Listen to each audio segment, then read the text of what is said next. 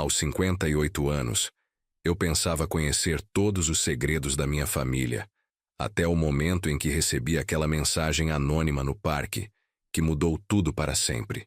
Saia discretamente agora. Volte para o carro. Não conte nada aos seus netos. Naquele instante, olhei para Pedro e Miguel brincando no balanço à minha frente e senti um arrepio gelado percorrer minha espinha. Algo estava muito errado. Mas antes de continuarmos, confira se você já está inscrito no canal e escreva nos comentários de onde você está assistindo este vídeo. Meu nome é Raimundo Ribeiro, tenho 58 anos e trabalho como supervisor numa fábrica de autopeças em São Bernardo do Campo. Era um sábado de março de 2024, um dia que deveria ter sido comum. Havia prometido levar meus netos Pedro, de 8 anos, e Miguel, de 6, no Parque do Ibirapuera depois que minha filha Carla pediu para eu cuidar deles, enquanto ela e o marido resolviam alguns problemas no banco. "Vô, venha empurrar a gente no balanço!" gritou Pedro acenando animadamente. Eu estava sentado num banco de madeira, aproveitando o sol da tarde e observando outras famílias ao redor. Havia algo reconfortante naquele ambiente, crianças correndo, avós empurrando carrinhos de bebê, jovens casais conversando. Era a vida seguindo seu curso normal. Foi então que meu celular vibrou com a mensagem que mudaria tudo. O número era desconhecido, um celular com DDD de São Paulo. "Seu Raimundo, não confie neles. Preciso falar com o senhor urgentemente. Estou no quiosque perto do lago, 100 metros à sua esquerda. Venha sozinho. Sua vida e seus bens dependem disso." Meu coração disparou. Quem enviaria uma mensagem dessas? Por um momento pensei em mostrar para Pedro e Miguel, mas eles eram apenas crianças. O celular vibrou novamente. "Senhor Raimundo, é sobre o testamento e a casa em Santos. Por favor, venha imediatamente. Não mencione esta mensagem." Aquilo me gelou o sangue. Ninguém além da família sabia sobre a casa em Santos. Era uma propriedade valiosa que eu havia comprado como investimento anos atrás, mencionada apenas no meu testamento recém-atualizado. Como esse desconhecido sabia disso? Estou me sentindo meio tonto. Menti, levantando-me devagar. "Acho que vou até a lanchonete comprar uma água. Vocês continuem brincando aqui, mas não saiam deste parque, combinado?" "Quer que a gente vá junto, vô?" perguntou Miguel, sempre o mais protetor dos dois. "Não precisa não, meu filho. Já volto. Fiquem onde eu possa ver vocês daqui." Caminhei na direção indicada, meus passos hesitantes na grama levemente úmida. Cada passo me afastava da segurança familiar e me aproximava do desconhecido. Estaria sendo imprudente? Aos 58 anos, sempre me considerei um homem cauteloso e prático. Mas algo naquela mensagem havia ativado um alarme interior que eu não conseguia ignorar. O quiosque perto do lago era um estabelecimento simples, com algumas mesas de plástico branco dispostas sob uma cobertura azul. Um homem de meia-idade, cabelo grisalho e óculos escuros, estava sentado sozinho numa mesa de canto, observando atentamente minha aproximação. Quando nossos olhares se cruzaram, ele acenou discretamente com a cabeça. Com o coração batendo forte, sentei-me à frente dele. "Senhor Raimundo", disse em voz baixa. "Meu nome é Marcelo. Sou contador e trabalho no escritório que administra os negócios do seu genro Felipe. Como você sabe sobre minha casa em Santos?" Perguntei diretamente, ainda desconfiado. Porque seu genro tem feito muitas perguntas sobre ela nas últimas semanas. E sobre todos os seus bens, na verdade. Ele tem acesso aos documentos do testamento que o senhor assinou o mês passado? A pergunta me atingiu como um soco. Sim, eu havia assinado uma atualização do meu testamento recentemente, a pedido de Felipe. Ele havia insistido que eu precisava modernizar meus documentos após me aposentar da fábrica. Disse que era para proteger Carla e os meninos caso algo acontecesse comigo. "Como você sabe disso?" murmurei, sentindo um calafrio. Marcelo olhou ao redor antes de continuar. "Senhor Raimundo, o que vou lhe dizer é grave. Descobri acidentalmente que seu genro está envolvido num esquema de sonegação fiscal. Ele está com dívidas enormes com a Receita Federal e planeja usar seu patrimônio para quitar o que deve. Isso é absurdo, respondi automaticamente, mas sem muita convicção. Felipe não me faria isso. Ele é contador, homem sério. O testamento que o senhor assinou não é o que pensa, continuou Marcelo. Ele substituiu as páginas depois que o senhor assinou. No documento verdadeiro, o senhor transfere tudo para ele imediatamente, declarando-se incapaz de gerir seus próprios bens. Minha cabeça começou a girar. As peças do quebra-cabeça se encaixavam de forma terrível. As visitas frequentes de Felipe, sempre perguntando sobre minha saúde. As sugestões insistentes para que eu simplificasse minha vida financeira. As conversas sobre como era complicado para um aposentado administrar tantos bens. Por que está me contando isso? Perguntei, minha voz trêmula. Porque descobri que não é a primeira vez que ele faz isso. Houve outra vítima antes do senhor. Um cliente idoso que perdeu tudo para Felipe através do mesmo esquema. E por quê? Marcelo hesitou. Porque encontrei algo ainda mais perturbador no computador dele. Ele abriu uma pasta e me mostrou a cópia impressa de um e-mail. Era uma conversa entre Felipe e alguém identificado apenas como Dr. Silva. O conteúdo era explícito sobre aumentar gradualmente a dosagem para garantir que pareça natural. E quedas domésticas são sempre a melhor opção para pessoas da terceira idade. Meu mundo desabou naquele momento. Não era apenas meu dinheiro que estava em jogo. Era minha vida. Felipe estava planejando me matar. O que eu faço agora? Perguntei, sentindo o pânico crescer dentro de mim. O senhor não pode voltar para casa. Eles estão colocando algo nos seus remédios para pressão há semanas. Por isso o senhor tem se sentido tão cansado ultimamente. Como ele sabia que eu andava exausto. Há meses me sentia estranhamente letárgico, atribuindo isso à aposentadoria e ao tédio. Mas Felipe sempre se oferecia para buscar meus remédios na farmácia, dizendo que era para ajudar o sogro. Mas minhas coisas, meus documentos... Comecei a protestar. Posso ajudá-lo a recuperar depois. Agora precisamos sair daqui. Eles já notaram sua demora. Olhei para trás e vi Pedro correndo na minha direção, o rosto contraído em preocupação. Vô, a mamãe ligou no meu celular. Ela quer falar com você urgente. Meu sangue gelou. Carla nunca ligava diretamente para Pedro, sempre me procurava primeiro. Felipe deve ter percebido que o senhor descobriu algo, murmurou Marcelo. Eles estão tentando trazê-lo de volta. Naquele momento, tomei uma decisão que mudaria tudo. Fui até Pedro, me abaixei e segurei seus ombros. Pedro, escute bem o que o vô vai falar. Você e o Miguel vão ficar aqui no parque mais uns minutinhos. Aquele guarda ali, apontei para um segurança. Vai cuidar de vocês até a mamãe chegar. Eu preciso resolver uma coisa importante. Mas vô... Pedro começou a protestar. Confia no vô, meu menino. Logo, logo estaremos todos juntos de novo. Segui Marcelo até seu carro estacionado próximo. Quando Pedro gritou meu nome, fingi não escutar. Estava deixando para trás não apenas meus netos, mas a última ilusão de família que me restava.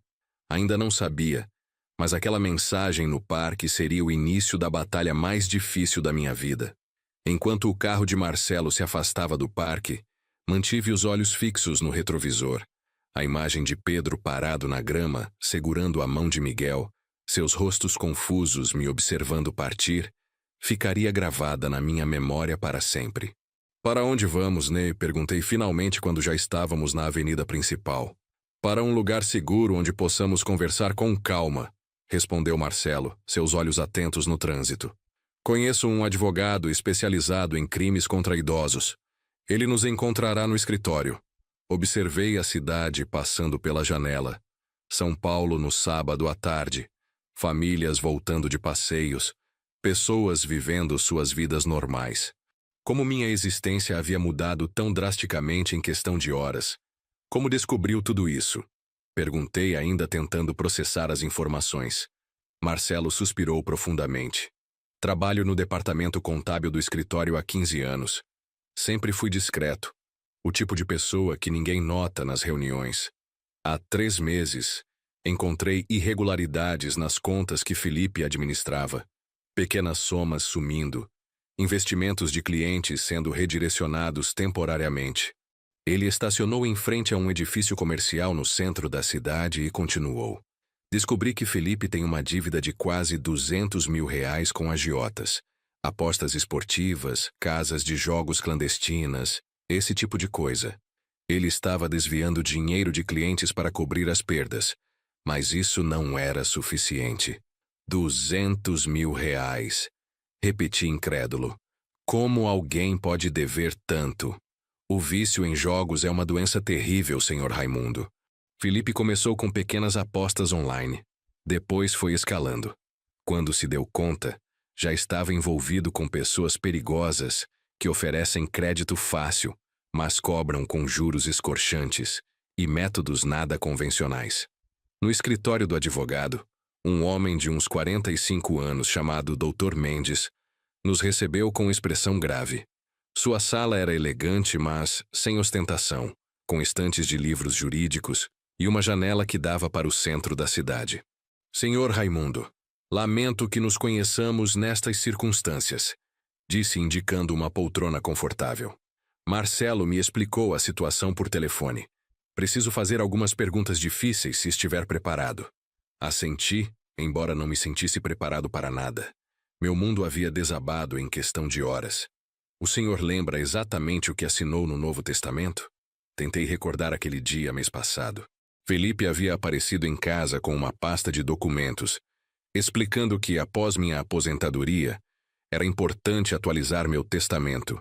Disse que era uma simples atualização, que os documentos antigos não contemplavam a nova legislação. Havia várias páginas. Assinei onde ele indicou. O Dr. Mendes trocou um olhar significativo com Marcelo. E o senhor lembra se as páginas estavam numeradas? Se havia algum selo oficial ou marca d'água? Fechei os olhos tentando visualizar o documento. Não tenho certeza. Confiei nele. É o marido da minha filha. O senhor tem sentido sintomas inusuais recentemente? Sonolência excessiva, confusão mental, lapsos de memória além do normal para sua idade? Foi quando as peças começaram a se encaixar de forma ainda mais aterrorizante. Sim, tenho dormido demais. Às vezes passo o dia inteiro sonolento. Felipe dizia que era normal para quem se aposentou. Ele começou a separar meus remédios todas as noites. Dizia que era para eu não esquecer de tomar. O Dr. Mendes tomou notas rápidas. Precisamos fazer um exame toxicológico imediatamente, disse. Marcelo abriu sua pasta e tirou mais documentos impressos. Um deles tinha uma lista de medicamentos com nomes que eu não reconhecia. Benzodiazepínicos, murmurou o Dr. Mendes examinando a lista. Combinados com outros sedativos. A intenção era clara. Diminuir gradualmente sua capacidade cognitiva, criar uma aparência de senilidade ou demência precoce. Pensei nos pequenos esquecimentos que tive nos últimos meses, nas vezes em que não conseguia encontrar as chaves ou esquecia nomes de pessoas conhecidas. Não era a idade. Eu estava sendo envenenado lentamente. O plano deles era me declarar incapaz e assumir controle de tudo. Concluí com a voz trêmula. Não apenas isso. Marcelo acrescentou sombriamente. Os e-mails que encontrei mencionavam uma solução permanente caso o senhor começasse a suspeitar. Mencionavam um acidente na escada de casa. Meu corpo inteiro tremeu. A sala começou a girar. Me apoiei na mesa para não cair. Meu próprio genro, sussurrei. O marido da minha filha. Como ele pôde? O Dr. Mendes me deu um copo d'água e esperou eu me recuperar. Infelizmente, vemos casos assim com frequência crescente. A questão agora é como protegê-lo e recuperar o controle de seus bens. Primeiro, precisamos garantir sua segurança física. Eu não posso voltar para casa, não é? Perguntei, embora já soubesse a resposta. De jeito nenhum. Felipe certamente voltará lá e estará furioso. Temos que assumir que ele é perigoso neste momento. Mas onde vou ficar? Não tenho outros parentes próximos. E meus netos. Carla deve estar desesperada procurando por mim. O Dr. Mendes trocou outro olhar com Marcelo. Tenho um amigo que possui uma pousada em Campos do Jordão, ofereceu Marcelo. É um lugar discreto. Fora de temporada fica praticamente vazio. O senhor estaria seguro lá, até resolvermos esta situação. A ideia de me esconder como um fugitivo aos 58 anos era absurda, mas menos absurda que a alternativa. Voltar para uma casa onde meu próprio genro planejava me matar. E quanto aos meus documentos? Minha roupa? Meus remédios legítimos? Posso ajudar com isso, disse Marcelo. Conheço o porteiro do seu prédio. Posso inventar uma desculpa para pegar suas coisas quando Felipe não estiver por perto. O Dr. Mendes assentiu aprovando o plano. Enquanto isso, vamos à delegacia especializada. Precisamos registrar um boletim de ocorrência, solicitar medidas protetivas e iniciar o processo para anular qualquer documento que o senhor tenha assinado sob coação ou engano. Olhei pela janela para o céu que começava a escurecer. Poucas horas atrás eu estava no parque com o que acreditava ser minha família. Agora estava num escritório de advogados planejando como me esconder do meu próprio genro. E se ele me encontrar? Perguntei sem conseguir conter o tremor na voz. O Dr. Mendes me olhou nos olhos com uma seriedade que me assustou. Senhor Raimundo, não podemos subestimar a gravidade da situação. Seu genro deve R$ 200.000 a agiotas perigosos. A única forma dele pagar essa dívida é com seu patrimônio. Se o senhor desaparecer agora, ele ficará desesperado. E pessoas desesperadas fazem coisas terríveis. É meu genro, repeti, como se isso pudesse mudar alguma coisa. Neste momento ele é alguém que planejava seu assassinato, respondeu Marcelo com firmeza. Temos provas disso. Não consegui conter as lágrimas. Pensei em Felipe jovem pedindo permissão para namorar Carla, o rapaz educado que me chamava de senhor e sempre se oferecia para ajudar com reformas em casa. O homem que segurou minha mão no velório da minha esposa, prometendo cuidar da nossa família. Onde estava aquele homem? Tinha sido apenas uma ilusão? Meu celular tocou várias vezes durante nosso encontro. Era Carla. Cada chamada não atendida fazia meu coração se apertar. Na sexta tentativa chegou uma mensagem de texto. Pai, onde você está? Pedro e Miguel voltaram sozinhos do parque dizendo que você foi embora com um homem estranho. Estou desesperada. Por favor, me ligue urgente. Mostrei a mensagem para Marcelo, que balançou a cabeça. Clássico. Inverter a situação, fazer com que o senhor duvide de quem realmente está tentando ajudá-lo. Como vou saber se posso confiar em você? Perguntei de repente. Acabei de conhecê-lo. Marcelo sorriu tristemente. É uma pergunta justa. O senhor não me conhece, mas conhece seu genro e viu as provas. No final terá que confiar em alguém. Só espero que escolha as pessoas certas. O telefone tocou novamente. Desta vez era Felipe. Ele também está envolvido até o pescoço, confirmou Marcelo quando viu o nome na tela. Provavelmente Carla contou que o senhor sumiu e agora eles estão tentando localizá-lo. Não atendi a ligação, mas Felipe deixou um recado. Raimundo, sou eu, Felipe. Carla está muito preocupada. Os meninos disseram que você saiu com um homem no parque. Esse cara é perigoso, um golpista que se aproveita de pessoas idosas. A polícia já está procurando por vocês dois. Por favor, volte para casa. Viu como ele é hábil, comentou Marcelo. Já está criando a narrativa de que eu sou o vilão e ele é o genro preocupado. O caminho para Campos do Jordão foi silencioso. Eu observava as luzes da estrada passando, tentando processar tudo o que havia descoberto. De vez em quando checava meu celular, agora silenciado, mas ainda recebendo mensagens desesperadas de Carla. Chegamos à pousada por volta das 10 da noite. Era um lugar simples, mas aconchegante, cercado por árvores e com o som de grilos ao fundo. O amigo de Marcelo, um senhor simpático chamado João, me recebeu com um abraço caloroso, como se já me conhecesse há anos. Preparei o chalé dos fundos para o senhor, disse-me guiando por um caminho iluminado por pequenas luzes de jardim. É o mais reservado. Ninguém saberá que está aqui. O chalé era pequeno, mas confortável, com uma cama de casal, um banheiro limpo e uma pequena varanda com vista para um jardim. Aos 58 anos de idade, jamais imaginei que estaria me escondendo numa pousada no interior, fugindo da minha própria família. Amanhã cedo irei à delegacia com o Dr. Mendes, explicou Marcelo. E depois tentarei pegar suas coisas no apartamento. O senhor fica aqui com João. Não atenda o telefone, não use cartões de crédito. Não fale com ninguém que não sejamos nós. Quando finalmente fiquei sozinho, sentei na cama e permiti que o choque e a dor finalmente me dominassem por completo. Chorei como não chorava desde a morte da minha esposa, 5 anos atrás. Talvez mais, porque desta vez não estava chorando apenas por uma perda, mas por uma traição que destruía todas as minhas memórias felizes. O que minha esposa Rosa diria se soubesse? O que pensaria ao ver o homem em quem confiamos a felicidade da nossa filha? Deitado naquela cama estranha, olhando o teto desconhecido, fiz uma promessa a mim mesmo. Não seria apenas uma vítima idosa indefesa. Lutaria com todas as minhas forças, não só pelo meu patrimônio, mas pela minha dignidade e pela minha vida.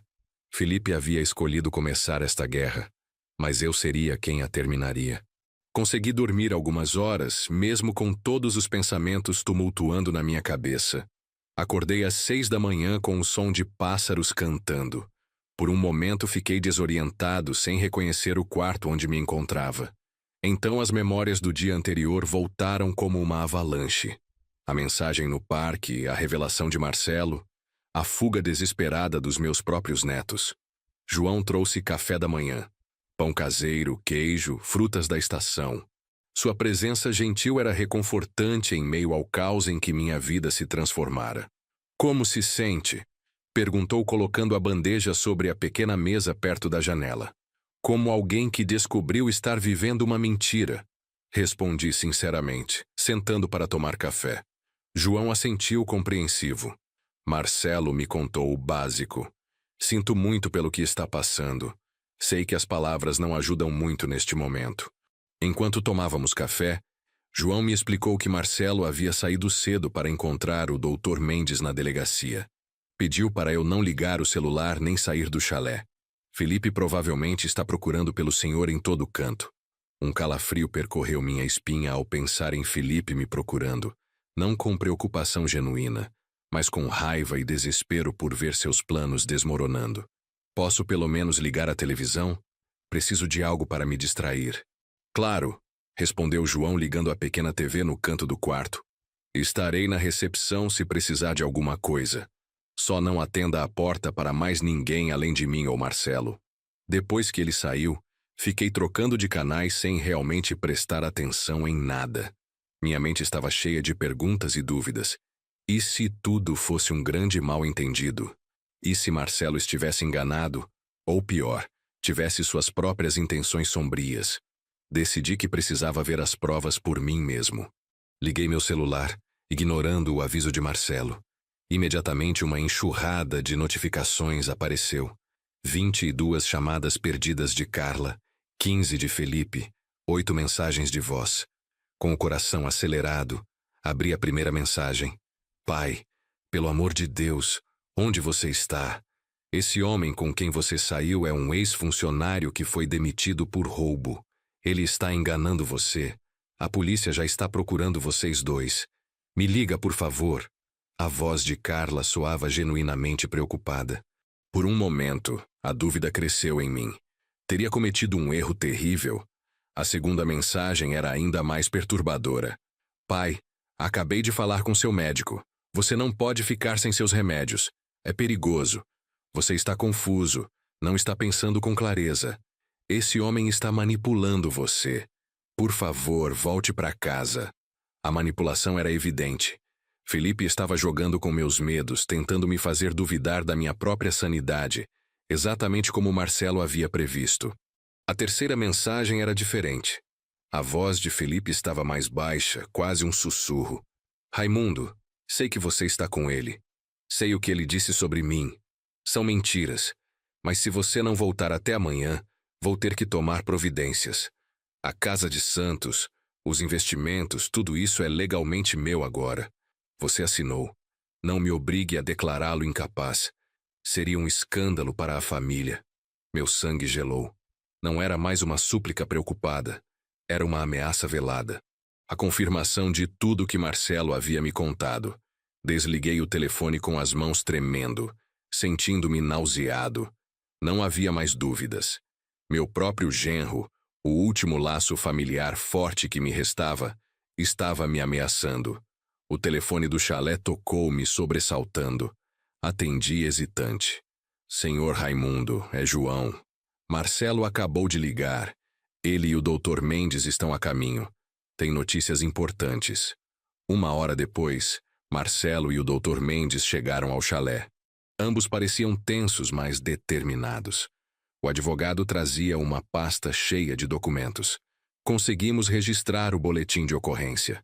Começou o Dr. Mendes se sentando à pequena mesa. E obtivemos uma medida protetiva de emergência contra Felipe e Carla. Legalmente eles não podem se aproximar do senhor. Como se um pedaço de papel pudesse me proteger, comentei amargamente. É um começo, respondeu Marcelo. Mas temos notícias mais graves. Passei pelo seu apartamento quando sabia que Felipe não estaria lá. O porteiro é meu conhecido, como mencionei.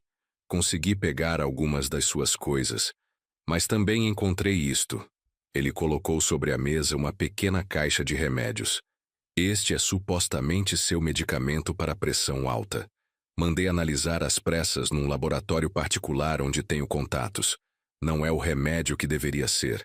Contém uma combinação de substâncias, incluindo benzodiazepínicos em dosagem crescente. O Dr. Mendes assentiu gravemente. Isso vai fortalecer nossa ação criminal contra ele. Tentativa de homicídio com dolo eventual, no mínimo. E tem mais. Continuou Marcelo abrindo um envelope. Encontrei o testamento verdadeiro que o senhor assinou, antes de Felipe substituir as páginas. Compare com este outro que conseguimos no cartório onde foi registrado. Examinei os 2 documentos lado a lado. Pareciam idênticos à primeira vista. Ambos tinham minha assinatura ao final de cada página, mas o conteúdo era completamente diferente. No documento original, eu deixava 70% dos meus bens para Carla, com a condição de que ela cuidasse da Casa de Santos, que tinha valor sentimental por ter sido o último lugar onde Rosa e eu fomos felizes juntos. Os outros 30% iriam para Pedro e Miguel, numa conta poupança até atingirem a maioridade. No documento alterado, eu declarava estar em plena consciência, mas preocupado com minha capacidade futura para administrar meus bens, devido a episódios recorrentes de confusão mental e esquecimento. O texto transferia imediatamente a administração de todo o meu patrimônio para Felipe, com uma cláusula que o tornava meu curador em caso de incapacidade mental que certamente se agravará com o tempo. Isso é monstruoso, murmurei sentindo uma onda de náusea. É falsificação documental, corrigiu o Dr. Mendes. E temos como provar. As páginas substituídas têm diferenças sutis no papel e na fonte utilizada. Um perito grafotécnico poderá confirmar que algumas assinaturas foram copiadas ou falsificadas. Conseguimos informações financeiras também, acrescentou Marcelo, mostrando mais papéis. Felipe deve exatamente R$193 mil a um agiota conhecido como Tubarão. O prazo final para pagamento é em 2 semanas. Como descobriram tudo isso tão rápido? Perguntei impressionado, apesar do horror. Tenho monitorado as atividades de Felipe há semanas, admitiu Marcelo. Inicialmente pelas irregularidades no escritório. Quando percebi que o senhor estava em perigo, intensifiquei as investigações. Tenho alguns contatos que, bem, digamos que sabem como obter informação rapidamente. O Dr. Mendes pigarreou como se preferisse não saber os detalhes. O importante é que temos provas suficientes para iniciar processos cíveis e criminais. Mas Felipe não vai ficar parado. Já começou a agir. O que quer dizer? Ele também registrou um boletim de ocorrência, alegando que o senhor está desaparecido e possivelmente sequestrado por um ex-funcionário instável. Também iniciou um processo de interdição de urgência, alegando que o senhor sofre de demência incipiente e está colocando em risco a própria segurança. Isso é absurdo! Exclamei sentindo uma mistura de raiva e desespero. Como ele pode inventar essas mentiras sobre mim? Infelizmente, é uma tática comum em casos assim, explicou o Dr. Mendes. Quem ataca primeiro geralmente estabelece a narrativa dominante. Felipe está tentando construir uma imagem do Senhor como um idoso confuso e manipulado por um estranho, enquanto ele se apresenta como o genro preocupado. Precisamos agir rapidamente, acrescentou Marcelo. A boa notícia é que temos evidências concretas. O medicamento adulterado, os documentos alterados, os e-mails sobre o acidente. A má notícia é que o processo legal pode ser lento. Quanto tempo tenho até ele conseguir a interdição? Perguntei sentindo um calafrio só de pensar em perder o controle sobre minha própria vida. Conseguimos uma liminar temporária que suspende qualquer decisão até o senhor passar por uma avaliação médica independente, respondeu o Dr. Mendes. Mas ele vai pressionar para que essa avaliação aconteça o quanto antes e tentará influenciar o resultado. Como? Apresentando seu histórico médico recente, que provavelmente mostra sintomas de confusão e esquecimento. Sintomas que ele mesmo causou com os medicamentos adulterados. Marcelo parecia furioso. É um plano diabólico, quase perfeito. Se não tivéssemos intervindo a tempo, um silêncio pesado caiu sobre o chalé. Todos sabíamos o que teria acontecido. Em poucas semanas eu estaria declarado incapaz, perderia o controle sobre meus bens e, eventualmente, sofreria um acidente conveniente. O que fazemos agora? Perguntei finalmente. Primeiro, precisamos garantir que o senhor passe por uma avaliação médica completa com médicos da nossa confiança, respondeu o Dr. Mendes, incluindo exames toxicológicos que mostrem as substâncias que estavam sendo administradas sem seu conhecimento. Isso vai desmontar o argumento de que o senhor sofre de demência. Segundo, continuou Marcelo, precisamos garantir que suas propriedades estejam protegidas. O Dr. Mendes já entrou com pedidos para bloquear qualquer transferência ou venda de seus bens até o caso ser resolvido. E terceiro, concluiu o Dr. Mendes, precisamos preparar o senhor para um confronto direto. Em algum momento, talvez num tribunal, o senhor terá que enfrentar Felipe e a versão dele dos fatos. A ideia de encarar Felipe num tribunal me fez estremecer. Não por medo dele, mas pela dor de ver no que ele se transformara, de admitir publicamente que meu próprio genro, o pai dos meus netos, havia planejado minha morte por dinheiro. Há outra coisa que vocês precisam saber, confessei, decidindo que era hora da total honestidade. Não contei tudo sobre meu patrimônio. Há uma conta poupança que Rosa abriu anos atrás. Cerca de R$100 mil num banco em Campinas. Felipe não sabe disso. E Marcelo e o Dr. Mendes trocaram olhares surpresos. Por que não mencionou isso antes? Perguntou o advogado. Porque não tinha certeza se declarei corretamente no imposto de renda todos esses anos. Admiti envergonhado. Rosa cuidava disso. Depois que ela faleceu, continuei declarando apenas os rendimentos principais. O Dr. Mendes suspirou profundamente. Isso complica as coisas. Se Felipe descobrir essa conta durante o processo, pode usar contra o senhor, alegando ocultação de patrimônio, o que fortaleceria o argumento de que o senhor não está administrando adequadamente seus bens.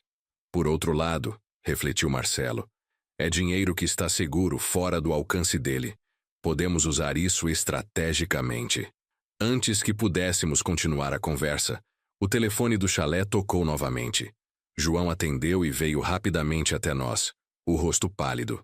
Marcelo, um carro parou na entrada da pousada. É um homem jovem com uma mulher. Estão perguntando por um senhor mais velho que teria chegado ontem. Meu coração disparou. Felipe nos havia encontrado. Como nos descobriram? Sussurrei aterrorizado. Marcelo pensou rapidamente. Seu celular, o senhor ligou, só por alguns minutos. Tempo suficiente para rastrear o sinal. Murmurou. Temos que sair daqui agora.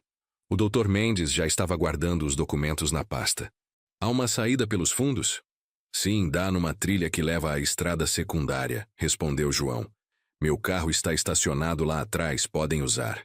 Enquanto Marcelo e o Dr. Mendes juntavam apressadamente nossas coisas, fiquei paralisado olhando pela janela do chalé que dava para os jardins.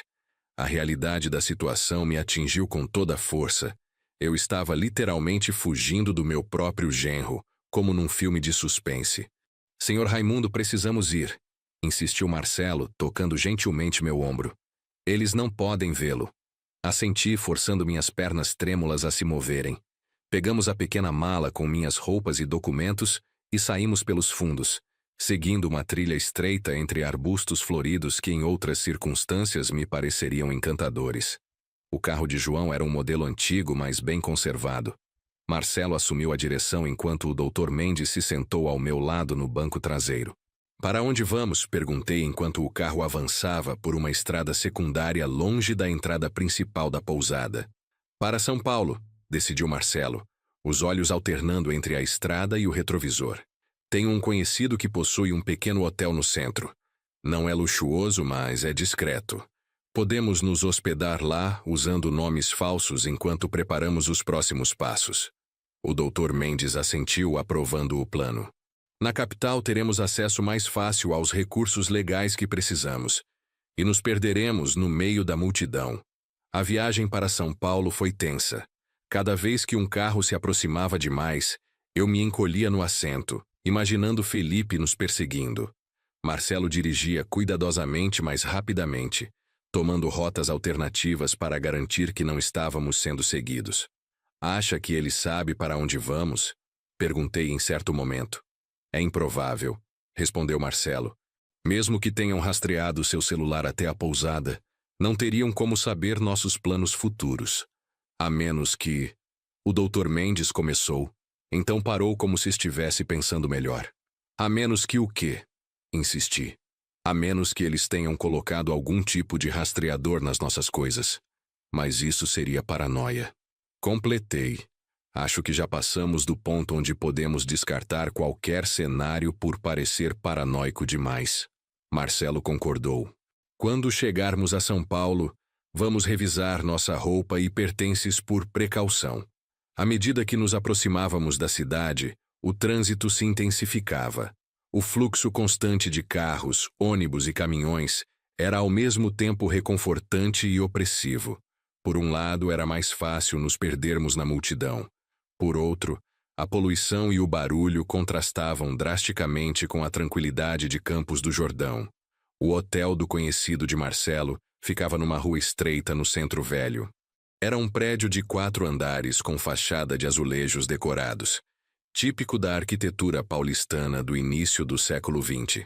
O saguão era pequeno, mas limpo e acolhedor. Fernando, este é meu tio Carlos. Marcelo nos apresentou ao recepcionista, um homem de meia idade com bigode grisalho. E está tendo problemas com um vazamento no apartamento e precisa ficar alguns dias. Fernando assentiu, compreendendo a mensagem nas entrelinhas. Claro, temos um quarto disponível no 3º andar. Bem silencioso, janelas para os fundos. Depois de nos instalarmos no quarto simples mas confortável, Marcelo revisou meticulosamente toda a nossa roupa e pertences em busca de possíveis rastreadores. Não encontrou nada, o que trouxe algum alívio. O Dr. Mendes havia saído para fazer algumas ligações particulares. Quando retornou, parecia mais otimista. Consegui agendar uma consulta com a doutora Helena Campos para amanhã de manhã. Ela é neurologista e perita judicial, especializada em avaliações de capacidade mental. É extremamente respeitada e absolutamente ética. Se ela atestar sua plena capacidade, será um golpe devastador nas alegações de Felipe. E quanto à Casa de Santos? Perguntei. E meus outros bens? O juiz concedeu o bloqueio temporário que solicitamos, respondeu o Dr. Mendes. Felipe não pode vender, transferir ou alterar nada até a resolução do caso. Mas isso não o impedirá de tentar outros meios. Como quais? Ele já está espalhando uma história sobre seu suposto declínio mental entre amigos e conhecidos, criando uma rede de testemunhas que dirão ter notado mudanças no seu comportamento nos últimos meses. Isso é tão calculado. Comentei sentindo um calafrio. Como ele pôde planejar tudo isso? Marcelo se sentou na única poltrona do quarto, parecendo subitamente cansado. O vício em jogos pode transformar completamente uma pessoa. A combinação de dívidas enormes e medo de credores violentos cria um desespero que justifica qualquer coisa na mente do viciado. A observação dele me fez pensar em Felipe de forma diferente. Não como o monstro calculista que havia planejado minha morte, mas como alguém doente, consumido por um vício que destruíra seu senso moral. Não diminuía a gravidade das ações dele, mas talvez explicasse como meu genro respeitoso se transformara numa pessoa capaz de tamanha crueldade.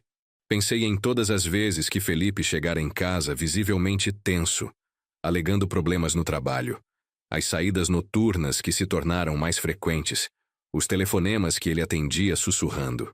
Os sinais estavam todos lá. Eu simplesmente não soube interpretá-los. Descanse um pouco, sugeriu o Dr. Mendes olhando o relógio. Amanhã será um dia crucial com a avaliação médica. Precisa estar forte e lúcido. Depois da saída deles, fiquei sozinho no quarto estranho, olhando pela janela para um pátio interno cercado por outros prédios antigos, tão diferente da minha casa confortável, construída ao longo de décadas com rosa. O sentimento de exílio era avassalador. Fechei os olhos tentando lembrar como era Felipe jovem, no primeiro encontro com Carla. O rapaz tímido que pedia minha bênção para o noivado. O homem que chorou no meu ombro quando Rosa morreu, prometendo cuidar da nossa família. Onde estava aquele homem agora? Ainda existia enterrado sob camadas de vício e desespero? Ou havia desaparecido completamente, substituído por alguém capaz de planejar friamente a morte do próprio sogro? Com essas perguntas dolorosas na mente, adormeci num sono agitado, repleto de pesadelos onde Felipe me perseguia por corredores intermináveis, sempre prestes a me alcançar. A manhã seguinte amanheceu cinzenta e chuvosa, um céu que parecia refletir meu estado de espírito. Acordei cedo depois de uma noite de sono fragmentado. Minha cabeça latejava com uma leve dor, talvez resultado da tensão acumulada ou dos medicamentos adulterados que haviam deixado meu organismo gradualmente nos últimos dias. Marcelo chegou às 8h30 trazendo café e pães frescos. Seu rosto demonstrava cansaço, mas havia uma determinação nos olhos que me dava força. Como se sente? Perguntou enquanto arrumava o pequeno café da manhã sobre a mesa do quarto. Como alguém que descobriu que a vida inteira foi uma farsa, respondi tentando sorrir, mas falhando. Nem tudo foi falso, observou Marcelo gentilmente. O amor que o senhor deu para Carla durante anos foi real. As memórias felizes que compartilharam eram verdadeiras. O que aconteceu depois não apaga isso. As palavras dele, embora bem intencionadas, tocaram numa ferida aberta. Como confiar em qualquer lembrança agora? Quantas das risadas, dos momentos de carinho, das confidências compartilhadas com Felipe haviam sido genuínas e quantas haviam sido calculadas para me manipular? Temos que sair em 20 minutos para a consulta com a doutora Helena, informou Marcelo mudando de assunto ao notar meu desconforto. O Dr. Mendes nos encontrará diretamente na clínica. Conseguiu cópias dos exames médicos que Felipe anexou ao pedido de interdição. São de 3 meses atrás, quando o senhor esteve no pronto-socorro com tonturas. Lembra? Lembrava vagamente. Tivera um episódio de vertigem depois de um almoço em casa com Felipe e Carla. Na época atribuía ao calor e ao cansaço. Agora percebia que provavelmente já estavam começando a me drogar. Nesses exames já havia indícios de substâncias incomuns no seu organismo, continuou Marcelo.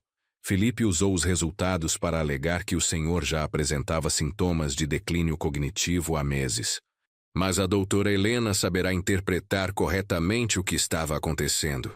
A clínica da doutora Helena ficava num bairro nobre de São Paulo, num prédio moderno de fachada espelhada. Ao entrar na recepção elegante, com poltronas de couro e uma fonte decorativa, me senti deslocado na minha roupa simples e improvisada. O Dr. Mendes já nos esperava, conversando em voz baixa com uma mulher alta e elegante de aproximadamente 50 anos, cabelo grisalho curto e óculos de armação fina. Seu jaleco branco impecável contrastava com um colar artesanal colorido que lhe dava um ar acessível, apesar da postura formal. Senhor Raimundo, esta é a doutora Helena Campos, nos apresentou o Dr. Mendes. A médica me cumprimentou com um aperto de mão firme. e um sorriso gentil. Vamos ao meu consultório. Precisamos fazer uma avaliação completa e tenho muitas perguntas. As 3 horas seguintes foram exaustivas. Primeiro, a doutora Helena coletou amostras de sangue e urina para análises toxicológicas.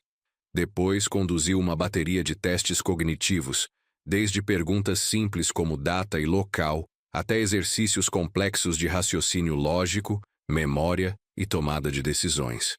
Durante todo o processo, ela me fez perguntas detalhadas sobre minha história médica, minha rotina diária e especificamente sobre os momentos em que havia sentido confusão mental ou esquecimento. Os sintomas sempre pioravam depois das refeições em casa com sua família? Perguntou em determinado momento, anotando minhas respostas num tablet. Sim, agora que penso bem, especialmente depois do chá da noite que Felipe insistia em preparar. Dizia que tinha ervas calmantes que me ajudariam a dormir melhor. E quando foi a primeira vez que notou esses episódios de confusão? Tentei lembrar com precisão. Acho que começou há uns 3 meses, depois que assinei o que Felipe chamou de atualização do testamento. A doutora Helena trocou um olhar significativo com o Dr. Mendes. Isso coincide com os primeiros exames que mostram traços de benzodiazepínicos no seu organismo. Ao final da avaliação, a doutora Helena tirou os óculos e me olhou diretamente. Senhor Raimundo, com base em todos os testes que realizei hoje, posso afirmar categoricamente que o senhor não apresenta nenhum sinal de demência, Alzheimer ou qualquer outra condição neurodegenerativa. Sua capacidade cognitiva é absolutamente compatível com sua idade, com desempenho acima da média em vários testes. Senti um alívio imenso com suas palavras. Uma coisa era Marcelo e o Dr. Mendes acreditarem em mim. Outra, completamente diferente, era ter uma confirmação médica oficial. E quanto aos episódios de confusão que tive? Os resultados preliminares das análises toxicológicas confirmam a presença residual de substâncias como lorazepam e outros medicamentos que, combinados, causam exatamente os sintomas que o senhor descreve. Sonolência, confusão, lapsos de memória. Não é sua mente que está falhando, Sr. Raimundo. O senhor estava sendo sistematicamente envenenado. A palavra envenenado pairou no ar como uma sentença. Era uma coisa saber intelectualmente o que Felipe estava fazendo. Outra completamente diferente, ouvir uma médica respeitada confirmar o horror em termos tão claros. Vou emitir um laudo completo até o final do dia. Continuou a doutora Helena. O Dr. Mendes pode usar isso tanto para derrubar o pedido de interdição, quanto para fundamentar o processo criminal contra seu genro. De volta no carro, depois da consulta, me permiti chorar pela primeira vez desde que havíamos fugido da pousada. Não eram lágrimas de medo ou autopiedade, mas de uma tristeza profunda pelo que Felipe se tornara e pelo que havia feito com nosso relacionamento. O que acontece agora? Perguntei quando finalmente me acalmei. Agora contra-atacamos, respondeu o Dr. Mendes com firmeza. Com o laudo da doutora Helena, não só derrubamos o pedido de interdição, como invertemos o jogo. Vamos interpor ações criminais por tentativa de homicídio, falsificação documental, administração de substâncias nocivas sem consentimento e estelionato. Quanto tempo até isso se resolver? O Dr. Mendes hesitou. Os processos criminais podem levar meses, às vezes anos. Mas a parte cível relacionada à proteção de seus bens e anulação dos documentos fraudulentos pode ser resolvida mais rapidamente, especialmente com as evidências que temos. A perspectiva de um processo judicial longo me assustava. Aos 58 anos, eu não tinha tantos anos pela frente para desperdiçar em tribunais. E quanto ao Felipe, perguntei, será preso. Com as evidências que temos é altamente provável, respondeu o Dr. Mendes. Tentativa de homicídio com premeditação é crime grave. Somado às outras acusações, pode enfrentar uma pena considerável. A ideia do meu genro na prisão me causava sentimentos contraditórios. Por um lado, ele havia planejado friamente minha morte. Por outro, era o pai dos meus netos, o último pedaço de família que me restava. Existe alguma alternativa? Perguntei hesitante. Alguma forma de resolver isso sem destruir completamente o que resta da nossa família? Marcelo e o Dr. Mendes trocaram olhares preocupados. Senhor Raimundo, começou Marcelo gentilmente. Entendo seu desejo de preservar os laços familiares, mas preciso ser muito claro. Felipe ultrapassou todos os limites possíveis. Não foi apenas uma fraude financeira ou manipulação emocional. Ele estava literalmente planejando sua morte. Concordo com Marcelo, acrescentou o Dr. Mendes. Nossa principal preocupação tem que ser sua segurança.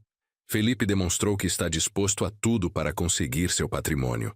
Mesmo se o senhor decidir não prosseguir com as acusações criminais, ainda precisamos garantir que ele não tenha mais acesso ao senhor ou aos seus bens.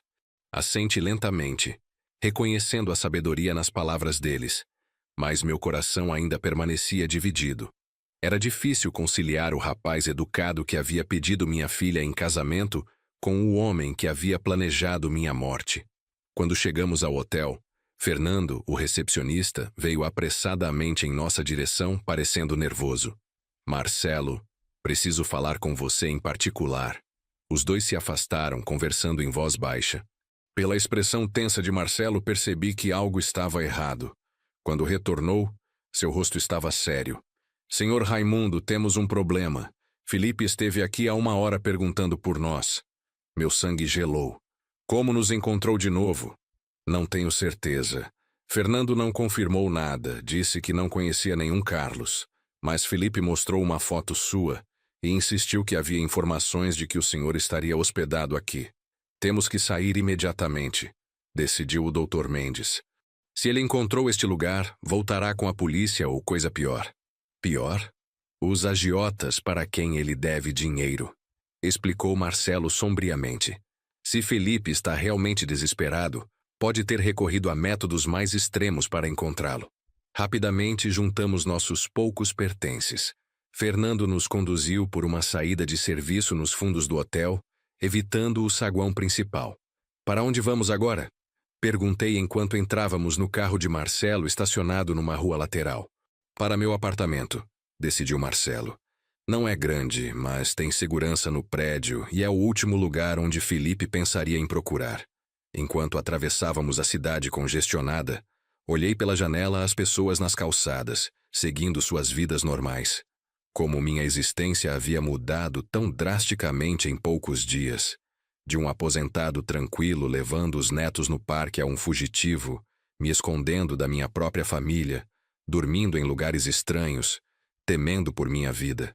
O apartamento de Marcelo ficava num bairro de classe média, num prédio comum, mas bem conservado e com câmeras de segurança. Era pequeno e organizado, com decoração minimalista que combinava com sua personalidade prática. Não é muito, mas estamos seguros aqui, disse, me mostrando o quarto de hóspedes. Um cubículo com apenas uma cama de solteiro e um pequeno armário. O Dr. Mendes havia saído para entregar pessoalmente o laudo da doutora Helena ao juiz responsável pelo caso. Quero garantir que não haja nenhum extravio de documentos, explicou antes de partir. Sentado na pequena sala de Marcelo, exausto física e emocionalmente, perguntei algo que estava me incomodando. Por que está fazendo tudo isso por mim? Arriscando seu emprego, sua segurança, abrindo sua casa para um estranho? Marcelo parou o que estava fazendo e se sentou no sofá à minha frente. Seus olhos refletiam uma mistura de determinação e tristeza. Porque há 6 anos meu próprio avô passou por algo similar, respondeu com voz baixa. Meu tio, o filho mais velho dele, fez quase a mesma coisa. Manipulou documentos, convenceu todos de que meu avô estava senil, assumiu controle de tudo. Quando finalmente descobrimos, era tarde demais. Meu avô morreu sozinho num asilo de 5ª categoria, onde meu tio o havia internado para economizar dinheiro enquanto morava na casa dele. Os punhos dele se fecharam com a lembrança dolorosa. Eu era jovem demais. Não tinha recursos ou conhecimento para ajudá-lo. Quando vi o que Felipe estava planejando fazer com o senhor, jurei que desta vez seria diferente, que desta vez eu faria alguma coisa. As palavras dele me comoveram profundamente. No meio do pesadelo em que minha vida se tornara, Encontrei uma alma bondosa, alguém disposto a arriscar tudo para ajudar um desconhecido por princípios morais. Obrigado, sussurrei segurando sua mão. Não sei o que teria acontecido se você não tivesse me enviado aquela mensagem no parque. Sabemos exatamente o que teria acontecido, respondeu sombriamente. E é por isso que não podemos baixar a guarda até Felipe estar legalmente impedido de se aproximar do Senhor. O telefone de Marcelo tocou. Era o Dr. Mendes com notícias. O juiz recebeu o laudo e suspendeu imediatamente o processo de interdição, informou soando triunfante. Melhor ainda, emitiu uma ordem judicial proibindo Felipe de se aproximar do Sr. Raimundo ou de qualquer uma de suas propriedades. A polícia já foi notificada. Era uma vitória importante. Mas todos sabíamos que não significava o fim da batalha. Felipe ainda estava desesperado, endividado e perigoso, e agora mais acuado que nunca. E quanto ao processo criminal? Perguntei. O delegado agendou seu depoimento para amanhã de manhã, respondeu o Dr. Mendes. Com suas declarações e todas as evidências que reunimos, devem emitir mandado de prisão para Felipe e Carla até o final do dia. A perspectiva de ver minha filha presa ainda me causava um profundo mal-estar, mas agora entendia que era necessário, não só para minha segurança, mas também para impedi-los de prejudicar outras pessoas. Naquela noite, Marcelo reforçou a segurança do apartamento, verificando 2 vezes todas as fechaduras e instalando um dispositivo de alarme portátil na porta. O Dr. Mendes havia ido embora, mas prometeu voltar na manhã seguinte com atualizações. Acha que estamos seguros aqui? Perguntei enquanto Marcelo preparava chá na pequena cozinha. Acho que sim, respondeu, embora eu pudesse perceber hesitação em sua voz. Felipe não conhece este endereço e o prédio tem porteiro 24 horas. Porém, vendo minha expressão preocupada, acrescentou, mas talvez seja prudente pensar num lugar ainda mais seguro. Tenho um amigo que possui um sítio nos arredores da cidade. Poderíamos ir para lá amanhã, até Felipe ser capturado. Assenti agradecido por sua preocupação, mas ao mesmo tempo cansado de fugir.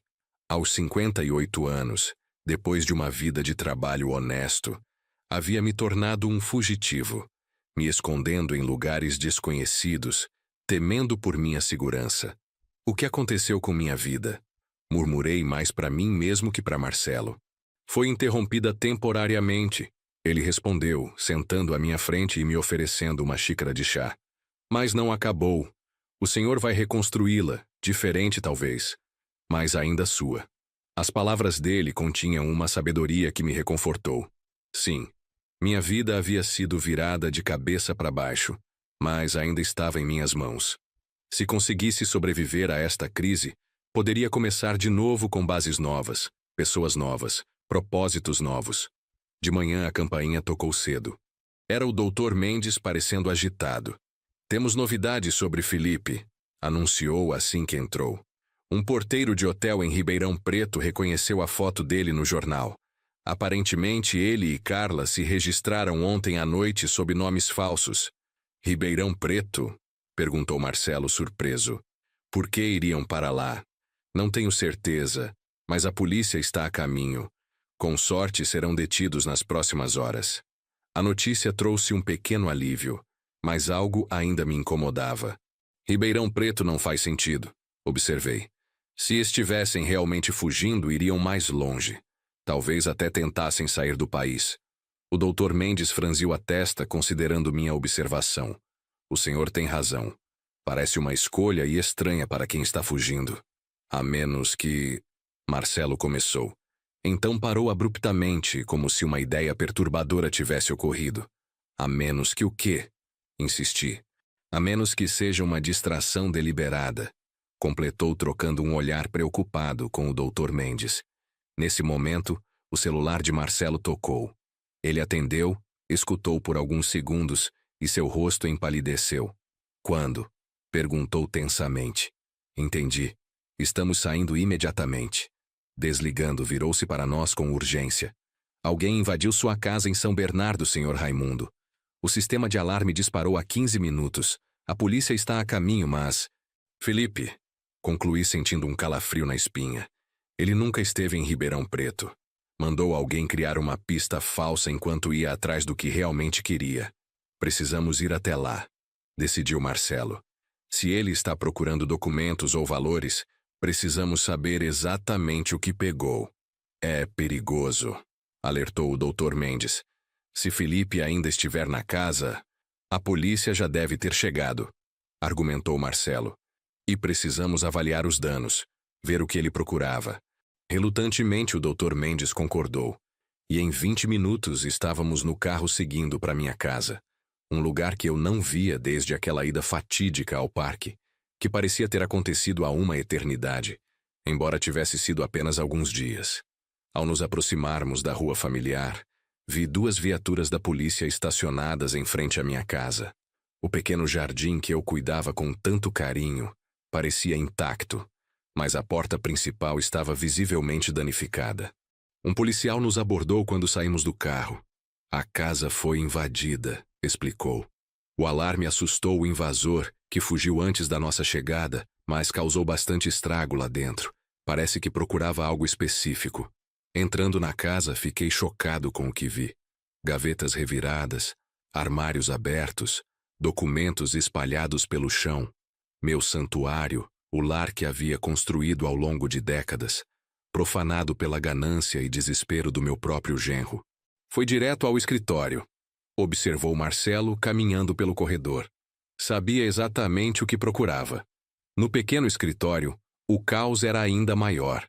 A escrivaninha antiga que Rosa tanto gostava havia sido danificada, suas gavetas arrancadas e esvaziadas. O cofre embutido na parede estava aberto, seu conteúdo desaparecido. O que havia no cofre? Perguntou o Dr. Mendes. Algumas joias de família, documentos importantes e... Eu hesitei lembrando de algo que quase havia esquecido. Os dados de acesso à conta poupança em Campinas. Marcelo e o Dr. Mendes trocaram olhares alarmados. Se Felipe conseguiu esses dados, falou Marcelo lentamente, pode tentar acessar a conta remotamente, transferir todo o dinheiro. Precisamos ligar para o banco imediatamente, decidiu o Dr. Mendes, já pegando o telefone. Bloquear a conta antes que seja tarde demais. Enquanto eles cuidavam disso, caminhei lentamente pela casa, absorvendo a extensão da violação. Cada cômodo continha memórias. O quarto onde Rosa e eu dormíamos abraçados nas noites frias, a cozinha onde ela preparava meu prato favorito nos domingos, a sala onde Pedro e Miguel, pequenos, abriam presentes de Natal com olhos brilhantes de empolgação. Agora tudo estava manchado, não só pela invasão física, mas pela traição que havia precedido este momento. Peguei uma fotografia caída no chão. Eu, Rosa, Carla e Felipe no batizado de Pedro. 4 rostos sorridentes, orgulhosos, unidos. Uma imagem de uma família que não existia mais. O Dr. Mendes apareceu ao meu lado, o rosto sombrio. Consegui falar com o banco em Campinas. Confirmaram que houve uma tentativa de acesso à conta há 20 minutos usando suas credenciais. Felipe conseguiu. Meu coração afundou. Não, o banco bloqueou a tentativa por vir de um IP não reconhecido. Eles têm protocolos rigorosos para contas desse valor, mas agora implementaram um bloqueio total. Ninguém poderá acessar a conta até o senhor comparecer pessoalmente na agência. Suspirei parcialmente aliviado. Pelo menos ele não conseguiu o dinheiro. Mas agora está mais desesperado que nunca.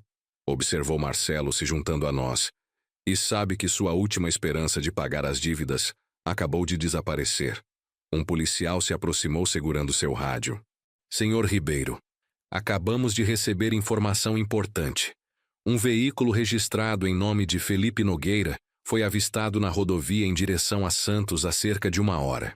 A menção de Santos fez meu coração disparar. A casa de veraneio, a propriedade que tinha tanto valor sentimental para Rosa e eu, está indo para a casa de Santos, concluí. Talvez acredite que há algo de valor lá, algo que possa vender rapidamente. Ou simplesmente está desesperado e sem opções, sugeriu Marcelo, procurando um lugar para se esconder temporariamente. A polícia de Santos foi notificada, informou o policial. Estão monitorando a propriedade e as estradas de acesso. O Dr. Mendes, após uma breve conversa telefônica, voltou-se para nós. Falei com o delegado responsável pelo caso. Ele sugere que o senhor fique num hotel sob proteção policial até Felipe ser capturado. A ideia de mais um esconderijo, mais uma cama estranha, mais dias vivendo com medo, me causou uma súbita onda de indignação. Não, eu não continuaria fugindo. Não permitiria que Felipe roubasse também minha dignidade e independência. Não, respondi firmemente, surpreendendo a mim mesmo com a determinação na voz. Chega de me esconder, vou para Santos. O quê? Exclamou Marcelo chocado. Mas é exatamente para onde Felipe está indo. Exatamente, respondi, uma nova resolução crescendo dentro de mim.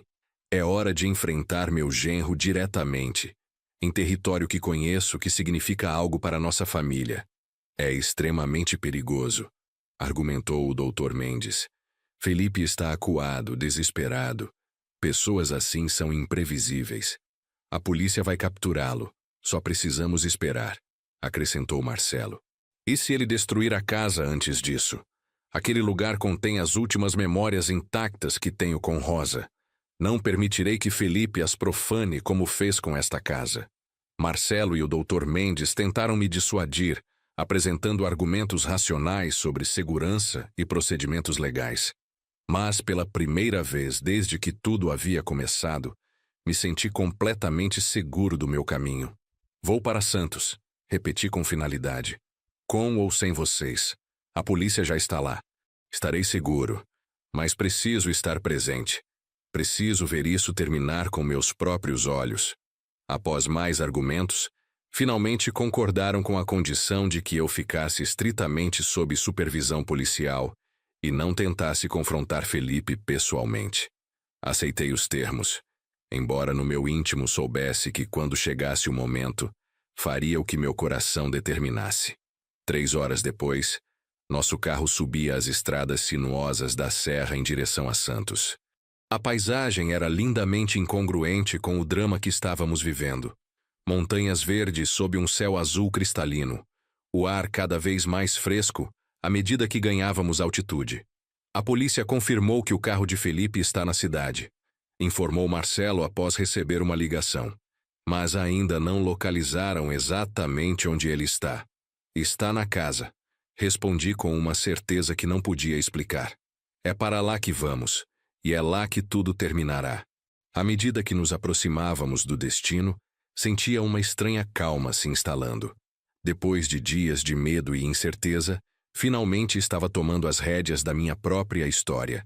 Qualquer que fosse o resultado do confronto iminente com Felipe, eu o enfrentaria de pé, não mais como uma vítima assustada, mas como o homem forte que Rosa sempre viu em mim. A estrada serpenteava entre eucaliptos centenários, nos levando ao encontro que mudaria para sempre o significado da palavra família na minha vida. Senhor Raimundo, falou Marcelo interrompendo meus pensamentos, a polícia estabeleceu um perímetro ao redor da casa. Confirmaram que há alguém lá dentro, provavelmente Felipe e Carla. Cada minuto que passava, a realidade da situação se tornava mais clara e dolorosa. Meu genro estava acuado, perseguido como um animal ferido. E animais feridos são imprevisíveis.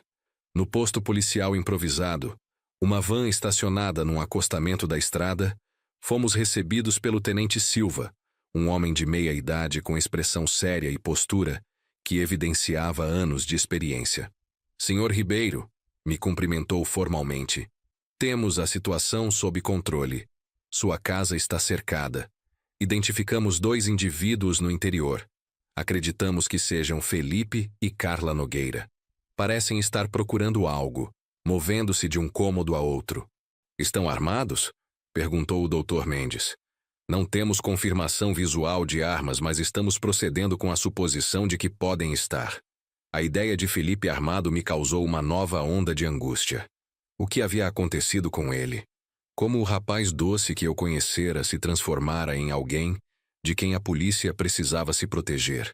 Qual é o plano? Perguntei, tentando manter a compostura. Estamos tentando estabelecer comunicação. Enviamos mensagens pelo alto-falante, mas até agora não obtivemos resposta. Se continuarem sem responder, teremos que considerar uma entrada tática. Entrada tática significava invadir a casa à força. A ideia de policiais armados invadindo a casa que Rosa e eu havíamos escolhido como nosso refúgio de paz me era insuportável.